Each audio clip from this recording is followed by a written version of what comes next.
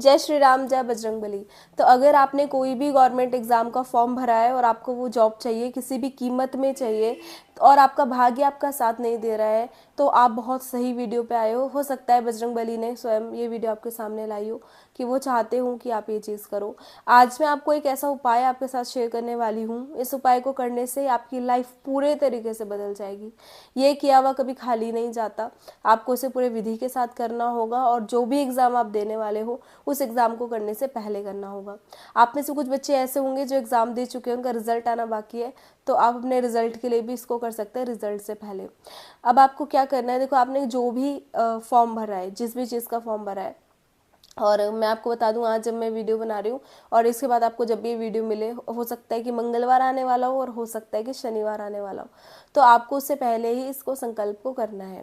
ये हनुमान चालीसा संकल्प है। इससे पहले मैंने एक वीडियो बनाई थी जिन भी बच्चों ने किया है और जिसका भी सिलेक्शन हुआ, कुछ का पुलिस में सिलेक्शन हुआ, कुछ का आर्मी में सिलेक्शन हुआ, तो वो लोग अपने एक्सपीरियंस शेयर करते हैं।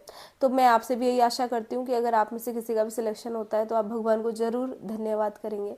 और ये वीडियो शुरू होने से पहले आप कमेंट में ज़रूर लिख के बताना आपका कौन सा एग्ज़ाम है, किसके आप प्रिपरेशन कर रहे हो, और एग्ज़ाम हो चुका है या होने वाला है। और कमेंट में ज़रूर लिखना अपना पोस्ट का नाम और जय बजरंगबली नीचे। और कहते हैं कि चीज़ें लिखने से वो पूरी हो जाती है, और सब लोग अगर एक ही चीज़ के लिए ये वीडियो देख रहे हैं तो आप सबके मन में एक ही चाह है, और वो जो एक पॉजिटिव एनर्जी होती है और इतने सब लोगों की एनर्जी जब मिलती है तो कहीं ना कहीं वो काम करती है। लिखने से, मैनिफेस्ट करने से चीज़ें होने लगती है। तो मैं आपको बताऊंगी चीज़ें कैसे होती है, पर उससे पहले मैं एक चीज़ ज़रूर बताऊंगी। आजकल जो चीज़ें मेरे साथ हो रही है, जैसे मैंने कुछ बोला वो सच हो जाता है, मैंने कुछ सपना देखा वो सच हो जाता है। मुझे समझ नहीं आ रहा ऐसा क्यों हो रहा है, लेकिन ऐसा हो रहा है। जैसे मैंने एक सपना देखा कि मैं दरवाजे के पास खड़ी हूँ, चमगादड़ आ रहे हैं अंदर और मैं उनको भगा रही हूँ। और अगले ही दिन मैं एक ऐसे मूवी चल रही थी तो मैं आई थी, मैंने वही सीन देखा खाली कि वो जो हीरो है वो भगा रहा है और रूम में चमगादड़ है। तो वो एकदम से क्लिक हुआ कि ये तो मैंने कल सपने में देखा था।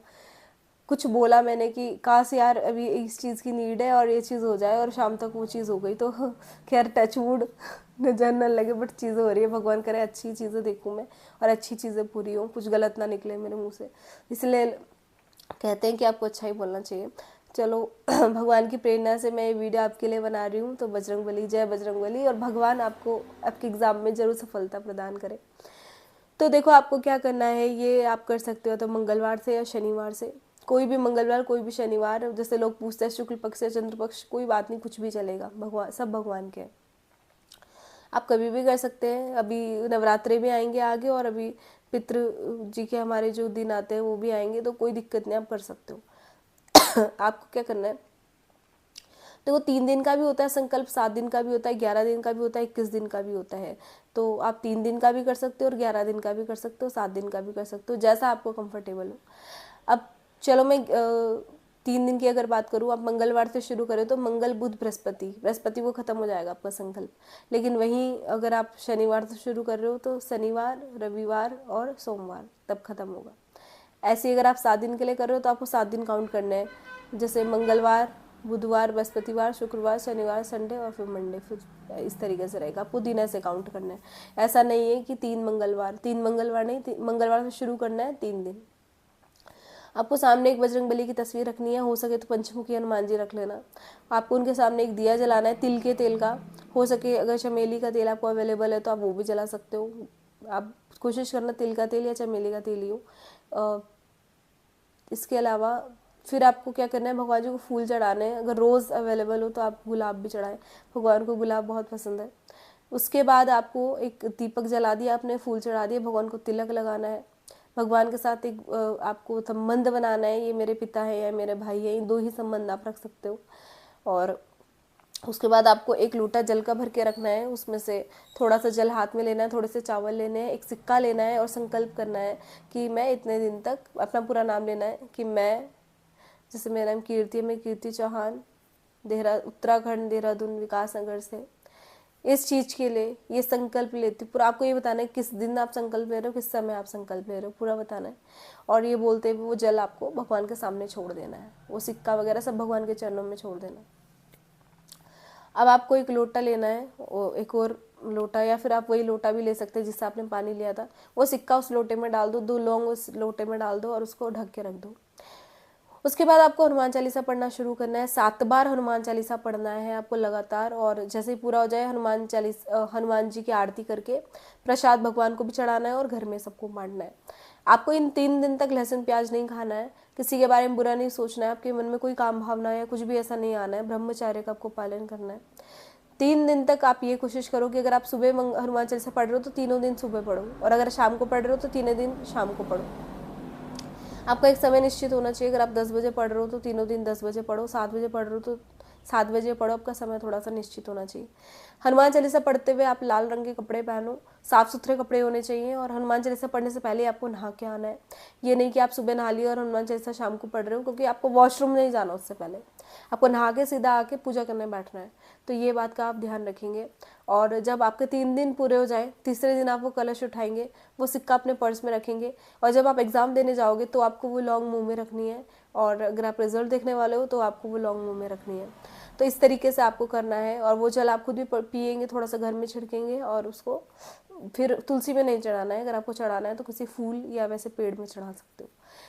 इसके बाद आप एग्ज़ाम जो भी दोगे, आपका भाग्य आपका साथ देगा। आपकी, जैसे मैं अपनी कज़न की बात करूँ, कभी 1 नंबर से रह जाती थी, कभी 2 नंबर से रह जाती थी।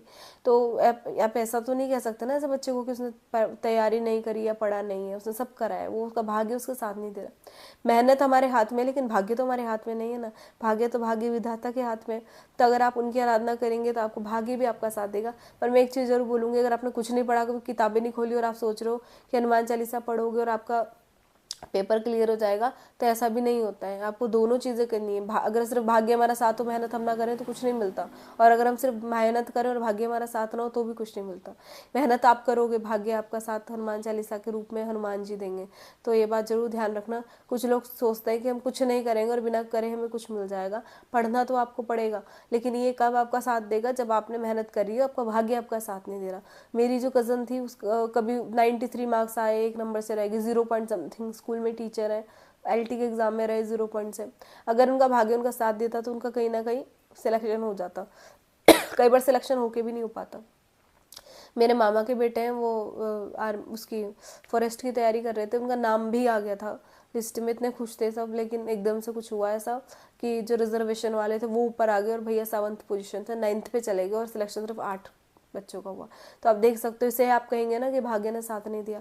तो ऐसा आपके साथ ना हो, आपको भाग्य आपका साथ दे। तो इसीलिए आप इस चीज़ को करें। और एक और स्टोरी बताती हूँ कि एक दीदी थी, मेरी सीनियर थी वो। तो एग्ज़ाम हुआ था हमारा उत्तराखंड में असिस्टेंट अकाउंटेंट का, हम सब ने दिया, मैंने भी दिया था। तो उस वक्त वो पेपर लीक हो गया। फिर दोबारा जब वो पेपर हुआ तो सबको पता भी नहीं चला पेपर कब हुआ, कुछ ही लोगों ने दिया। आप यकीन नहीं करोगे, तो उन दीदी के 48 मार्क्स है, उनका सिलेक्शन हो चुका है। एक भैया है, उनके 55 मार्क्स हैं, जनरल कैटेगरी, उनका भी सिलेक्शन हो चुका है। तो कई बार ऐसा भी हो जाता है। पर मैं देखो 55 100 में से 55 भले ही कम है, लेकिन ऐसे तो वो भी नहीं आए ना।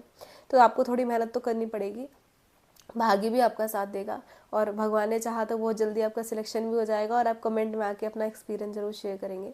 और आप में से जिनके साथ ऐसी चीज़ें सच हो चुकी हैं वो कमेंट करके जरूर बताएं।